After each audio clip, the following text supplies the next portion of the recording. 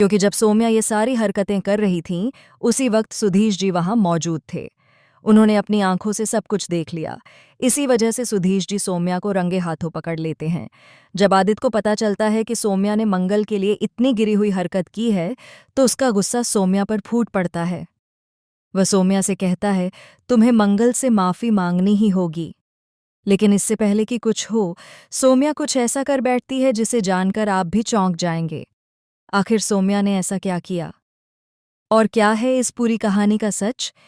आइए जानते हैं आज के एपिसोड में। तो बिना वक्त गंवाए चलिए मंगल लक्ष्मी के लेटेस्ट एपिसोड का रीकैप शुरू करते हैं। कहानी की शुरुआत होती है कपिल और प्रतिमा से। कपिल अपनी माँ के पास जाकर पूछता है, माँ, आप इतनी टेंशन में क्यों लग रही हैं?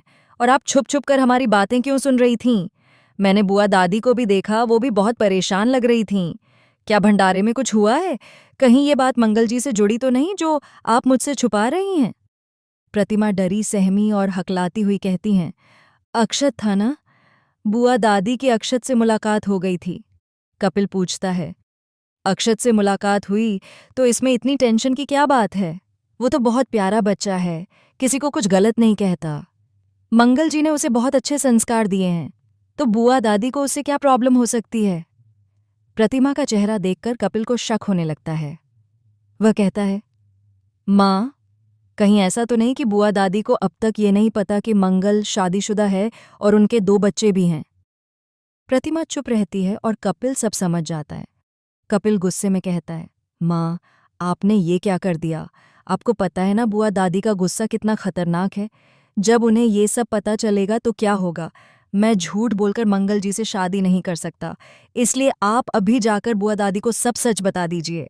प्रतिमा मना करती हैं, नहीं बेटा, अभी बताना मुमकिन नहीं है। तुम शायद समझ नहीं रहे। बुआ दादी हमारे भी ज़माने से पहले की सोच रखती हैं। हमारे लिए जो बात सामान्य है, वो उनके लिए बहुत बड़ी बात है। समाज में ऐसी बातें स्वीकार नहीं की जाती। तुम अच्छे माहौल में पले बड़े हो, लेकिन मैंने गांव देखा है। मुझे इन सब बातों को मेरे तरीके से संभालने दो।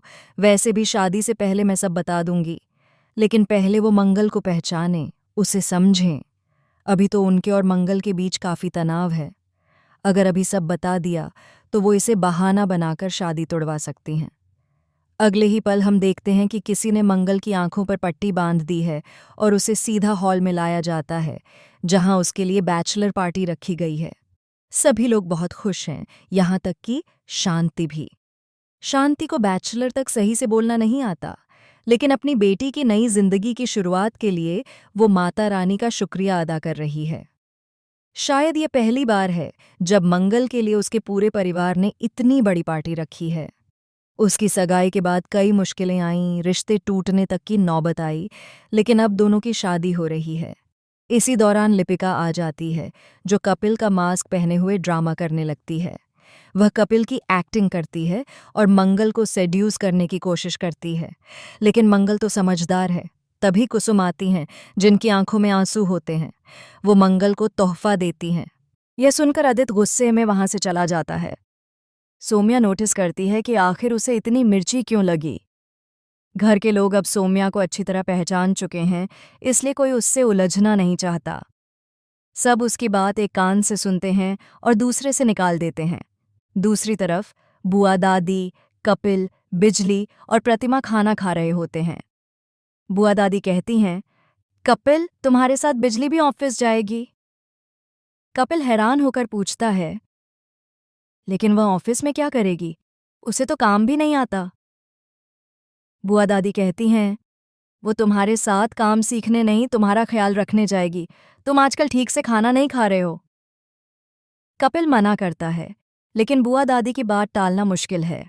वह प्रतिमा को इशारा करके बात करने के लिए कमरे में ले जाता है।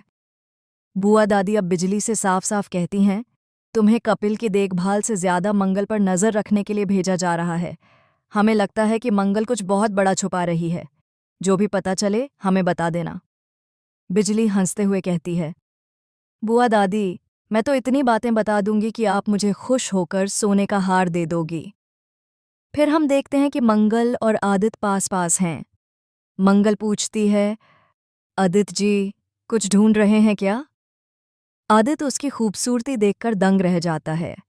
17 साल के रिश्ते में उसने कभी मंगल को इतना सुंदर नहीं देखा था। यह सुंदरता बाहरी नहीं बल्कि एहसास की है कि वो एक अनमोल रिश्ता खो रहा है। मंगल पूछती है, चार्जर चाहिए? आदित्य कहता है, हाँ, नहीं मिल रहा। मंगल चार्जर ढूंढकर देती है और जोर से हंस पड़ती है। आदित्य पूछता है, हंस क्यों रही हो? वह कहती है, आपने कुर्ता उल्टा पहन लिया है। आदित्य शर्मिंदा होकर कहता है, अरे हाँ, मैंने तो ध्यान ही नहीं दिया। अक्षत भी ऐसी गलती नहीं करता। अम्मा बार बार कह रही थीं, नवरात्रि के लिए कुर्ता पहनना है, तो जल्दी में उल्टा पहन लिया। यह पहली बार है जब आदित्य को मुस्कुराते हुए देखा गया, वरना वह हमेशा मंगल पर चिल्लाता ही रहता था। अब लग रहा है कि आगे की कहानी में आदित्य और मंगल के बीच